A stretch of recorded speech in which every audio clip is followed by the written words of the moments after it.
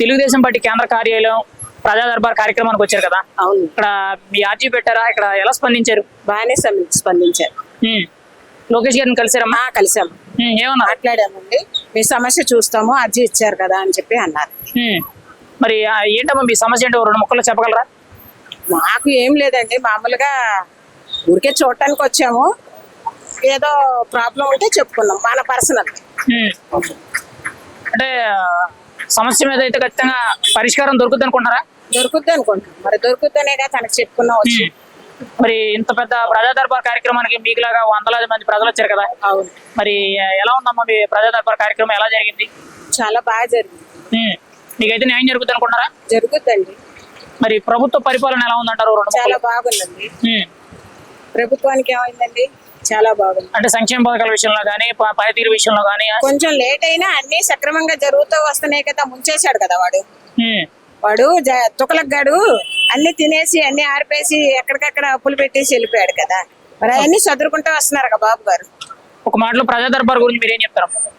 Excellent గా ఉందండి. ప్రతి మంత్ కి ఇట్లా ప్రజా దర్బారు నిర్ణయించడం, రావటం, జనాలు ప్రజలు తన సమస్యలు చెప్పుకోవటం చాలా బాగుంది స్పందన. నారా లోకేష్ గారి గురించి అయితే మీరు ఏం చెప్తారు? చాలా ఎక్సలెంట్. ఒక ఐటీ శాఖ మంత్రిగా ఆయన పొజిషన్ లో ఆయన అలా ఉండడం చాలా మాకు ఆనందంగా ఉంది. ఏం కావాలని ఆయన గెలిపిస్తున్నాము అందరం కష్టపడి. ఓకేనా. తెలుగుదేశం పార్టీ కేంద్ర కార్యాలయం ప్రజా దర్బార్కి వచ్చారు కదమ్మా, మీ సమస్య ఏంటి? అక్కడ లోన్ ఎలా స్పందించారంటారు? మేము ఎలక్షన్ ముందు బ్లాక్ బెలూన్స్ ఎగరేసాము. దాని గురించి లోకేష్ బాబు ఐటీ మంత్రి గారి చెప్తానికని వచ్చాము. ఓకే, అంటే బ్లాక్ బెలూన్స్ అంటే ఎప్పుడమ్మా ఎగరేసింది? దేనికోసం ఎగరేసి? ఎలక్షన్ ముందు జగన్ గారు అక్కడికి వచ్చాడు. ఎక్స్ఎమ్మెల్యే ఎక్స్సీఎం గారు గుడివాడ వచ్చాడు. గుడివాడ వచ్చినప్పుడు మాకు ఇంటికి వాటర్ కూడా తీసేశారండి. మాకు ఇంటికి వాటర్ తీసేశారు, చాలా చేశారు. నేను తెలుగుదేశం పార్టీ అని దాని గురించి మేము నిరసన తెలియజేయడానికి బ్లాక్ బెలూన్స్ ఎగరేసాం.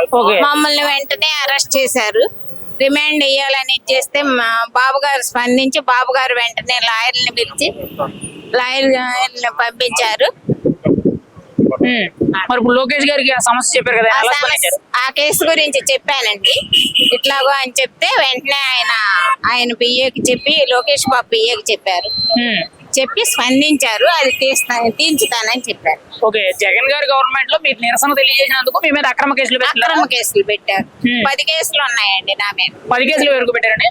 ఏంటమ్మా కేసులు? గాడిద మెడలో మేము జగన్ గారికి గాడిదకి పేరు పెట్టి జగన్ పేరు పెట్టి ఇది పెట్టామండి. వెనకమాలేమో మా నియోజకవర్గం ఎమ్మెల్యే బూతుల నానికి వెనకమాల తోక పెట్టి అదొక కేసు అయింది మాకు కంకిపాడులో. అది అట్లా ఒక్కొక్కటి 10 కేసుల దాకా పెట్టారు. ప్రస్తుతానికి అయితే మీరు కేసులు ఇబ్బందులు ఎదుర్కొన్నారు. మరి మీ సమస్యకి నారా లోకేష్ గారు న్యాయం చేస్తారనుకుంటున్నారా? స్పందించారండి. ఆయన న్యాయం చేస్తారనే దీంతోనే ఆయన దృష్టి తీసుకెళ్లాలని వచ్చారు. మరి ప్రజా దర్బార్ కార్యక్రమంలోకి వెళ్ళినప్పుడు మిగిలింది వందలాది మంది వచ్చారు కదా, మరి అక్కడ రిసీవ్ చేసుకునే పద్ధతి ఎలా ఉంది? ఎలా ఉందంటారు లోన? రిసీవ్ చేసుకునే పద్ధతి చాలా బాగుందండి.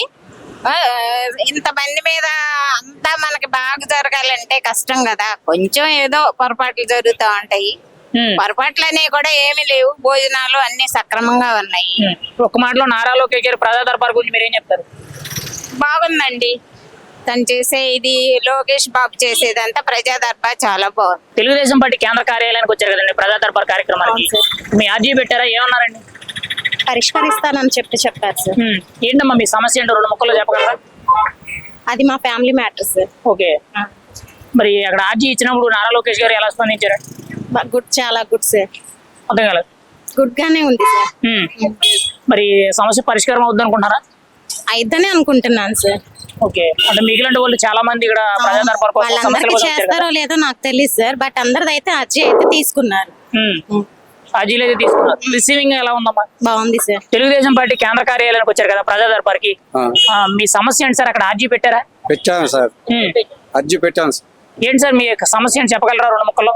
దారి సమస్య 2015లో పార్టీషన్ జరిగింది సార్. 2015లో పార్టీషన్ చేస్తే అక్కల జిల్లాల భాగాలు సార్. అవి ఆ అక్కల జిల్లాల భాగాలలో తూర్పు భాగము చెరువు పక్క చెల్లికి ఇచ్చేసారు సార్. పరమటి పక్క అక్క రాసుకునేది సార్. మధ్యలో దారి లేకుండా వైసీపీ ప్రభుత్వం వచ్చినా గోడ కట్టేశారు సార్. పక్కకి పరమట వైపు 60 అడుగుల రోడ్డు ఉన్నది సార్. జన చైతన్య రోడ్డు ఉన్నది సార్. మాకు దారి లేకుండా గత 8 సంవత్సరాలుగా బాధపడుతున్నాం సార్. ఇప్పుడు మీకు ఎవరండి మిమ్మల్ని ఇబ్బంది పెడుతుంది? ఎవరు? వైసీపీ నాయకులు సార్. వైసీపీ నాయకులు వైసీపీ మీకు నడవడానికి దారి లేకుండా అడ్డం పడుతున్నారా? ఇప్పుడు మిమ్మల్ని ఏమైనా ఇబ్బంది పెడుతున్నారా లేకపోతే దారి వరకేనా? దారికి మమ్మల్ని మీరు పోలీస్ స్టేషన్ కి వచ్చి సంతకాలు పెట్టిందని చెప్పి టార్చర్ పెట్టి మా కొడుకుని మమ్మల్ని ఎత్తుకొని పోయి వాళ్ళు దౌర్జన్యం చేసి సంతకాలు పెట్టించుకొని ఇప్పుడు మళ్ళీ నా కొడుకు మీద మా ఇద్దరు నా మీద ముగ్గురు మీద మళ్ళీ నోటీస్ ఇచ్చున్నారు. వాళ్ళు ముగ్గురు సీఎం సార్కి తెలియపరచాలి, లేకపోతే మాకు వీళ్ళు కొన్నారా ప్రాణగణం ఉండాలి. వైసీపీ ప్రభుత్వం మీదకి మాకు ప్రాణగణం ఉండాలి. తెలుగుదేశం వాళ్ళు మమ్మల్ని కాపాడాలి, తెలుగుదేశం వాళ్ళు మమ్మల్ని కాపాడాలి, తెలుగుదేశం వాళ్ళు మమ్మల్ని కాపాడాలి. వైసీపీ కూడా మాకు ప్రాణగణం ఉండాలి. ఈ ప్రభుత్వం కూడా అమ్మారికి చేస్తారా చర్య తీసుకోవాలి వాళ్ళు. ఓకే, అంటే ఇప్పుడు దారి హక్కు కోసం వైసీపీ నాయకులు మిమ్మల్ని ఇబ్బంది పెడుతున్నారు. ఎప్పుడు జరిగిందమ్మా ఇది? 2015లో జరిగింది సార్. రిజిస్టర్ అయింది సార్. దాంట్లో డాక్యుమెంట్ లో కనపరచలేదు సార్. వైసీపీ ప్రభుత్వం వ్యవస్థ పత దారి ఉంది సార్. ఇంటి పని వేయించుకున్నాం సార్, కరెంట్ పోల్ వేయించుకున్నాం సార్. ఇప్పుడు మళ్ళీ తెలుగుదేశం ప్రభుత్వం చేకుంది. అతను పోలీస్ స్టేషన్ దొరకబోయి మా దగ్గర బెదిరించి సంతకాలు పెట్టించుకున్నాం సార్. ఇప్పుడు మళ్ళీ మా మీద ముగ్గురు మీద కంప్లైంట్ ఇచ్చా, కోర్టుకి నోటీస్ ఇచ్చి పంపించాను సార్. నా మీద, నా పెద్ద కొడుకు మీద, నా చిన్న కొడుకు మీద నోటీస్ పంపించాను సార్. మా ముగ్గురు మీద సార్. నా పిల్లకాయల భవిష్యత్తు లైఫ్ నాశనం అయిపోతుంది సార్. తెలుగుదేశాన్ని నేను ఏడుకుంటున్నాను సార్. ఇప్పుడు నారా లోకేష్ గారిని కలిసారు కదా, ఆయన ఏం చెప్పారండి? మీ సమస్యకి పరిష్కారం ఏమైనా చెప్పారా? చేస్తాం, మీరు అర్జీ ఇచ్చున్నారు, దాంట్లో చూస్తాం, మేము చేస్తామని చెప్పేసి మమ్మల్ని పంపించున్నారు. చేస్తారని మాకు నమ్మకంగా ఉండాలి సార్ తెలుగుదేశం ప్రభుత్వం. మరి చాలా రోజుల తర్వాత ప్రజా దర్బార్ కార్యక్రమం పెట్టారు, మీరు వచ్చారు. మరి మీకులంటే వందలాది మంది సమస్యల కోసం వస్తున్నారు. మీ సమస్య పరిష్కారం అవుతుంది అనుకుంటారా? అవుతుంది అనేసి అనుకుంటున్నాం సార్. ఎన్నో అర్జీలు ఇచ్చిన వీళ్ళు వైసీపీ వాళ్ళు అన్ని క్యాన్సిల్ చేపించేస్తున్నారు సార్. ఇదైనా అవుతుందని ఇప్పుడు సీఎం లోకేష్ సార్ దగ్గరికి వచ్చినాయి కాగితాలు అని చెప్పి దీన్ని నమ్ముకుంటున్నాం సార్. అన్ని దగ్గర అర్జీలు ఇస్తే కూడా క్యాన్సిల్ చేపించేసినారు సార్ వైసీపీ ప్రభుత్వం వాళ్ళు. సార్, తెలుగుదేశం పార్టీ కేంద్ర కార్యాలయం ప్రజా దర్బార్ కి మీ సమస్య ఏంటి సార్? ఇక్కడ అర్జీ స్వీకరణ పెట్టారా? మా సమస్య మా ఇంట్లో స్టోరీ జరిగిందండి. జరిగి సంవత్సరం పైన అవుతుంది. దాని గురించి తిరుగుతున్నాను. అది ఇవాళ అనుకోకుండా ఎక్కువగా ఫ్లోటింగ్ ఎక్కువగా ఉంది. అందువల్ల మేము కొంచెం అర్జీ ఇవ్వడానికి లోకేష్ గారిని కలవడానికి మిస్ అయ్యాము, కలవలేకపోయాము. మరి ఎలా స్పందించారు సార్ లోన మీ అర్జీ సమస్య గురించి? మా అర్జీ ఉన్నారు, స్టాఫ్లు పెట్టారు అర్జీలు తీసుకోవడానికి. అర్జీ ఇచ్చి వచ్చేసాను. ఇప్పుడు ఎప్పుడు సార్ జరిగింది అది? ఇప్పుడు జరిగింది సార్ చోరీ అనేది? మా ఇంట్లో చోరీ 2024 సంవత్సరం జూన్ 8వ తారీఖు జరిగింది నైట్. మరి స్థానికంగా ఉన్న పోలీసులు ఏ విధంగా స్పందిస్తున్నారు సార్? స్థానిక పోలీసులు చేస్తామని అంటున్నారు.